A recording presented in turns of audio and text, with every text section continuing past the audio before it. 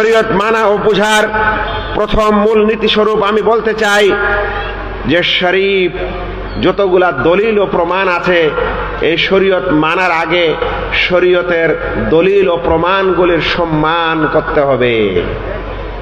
শরীয়তের দলিল, শরীয়তের প্রমাণ, শরীয়তের নসুসের ইজ্জত ও সম্মান আমাদের অন্তরে থাকতে হবে। ভাইরা, দুঃখ লাগে মানুষ যখন তার কোনো ইমামের কথা শুনে তাহলে কান দুটো খাড়া করে দেয় যে আবার অমুক ইমাম এরকম বলেছে।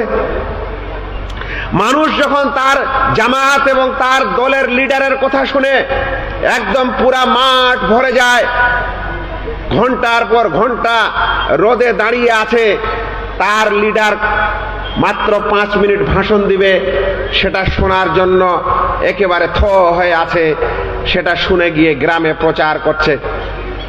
মানুষ যখন তার কোন শেখ এবং তার কোন শিক্ষকের কথা শুনে তখন একেবারে খুব আনন্দিত হয় এবং মনে খুব তার সম্মান বোধ জাগে।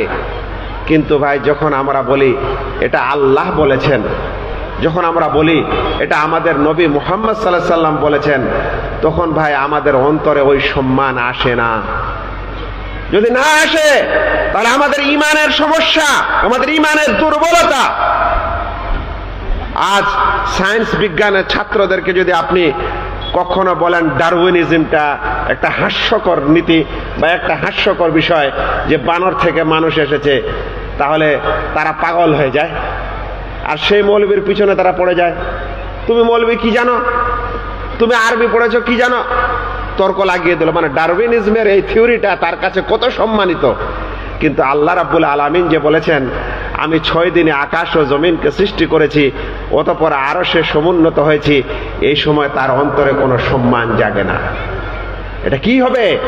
শরীয়ত মানার আগে শরীয়তের দলিল প্রমাণের সম্মান করতে শিখতে হবে। যেটা কোরআন এটা আল্লাহর কালাম, যেটা হাদিস এটা রাসূল সাল্লাল্লাহু আলাইহি সাল্লামের বাণী, আমরা কিভাবে এ সকল কিছুকে ফুৎকার দিয়ে উড়িয়ে দিতে চাই, আমাদের অন্তরে কোনো সম্মান বোধ আসে না যখন আমরা কোরআন এবং হাদিসের কথা শুনি। আল্লাহ তাআলা বলছেন ফালা ওয়া রাব্বিকা লা ইউমিনুনা হাত্তা ইউহাক্কিমুকা ফীমা শাজারা বাইনাহুম সুম্মা লা ইয়াজিদু ফি আনফুসিহিম হারাজাম মিম্মা কাদাইতা ওয়া ইউসাল্লিমু তাসলিমা। তোমার রবের কসম, তারা কখনোই মুমিন হতে পারে না যতক্ষণে আপনাকে তারা হাকিম ও বিচারক হিসাবে মেনে না নেয়।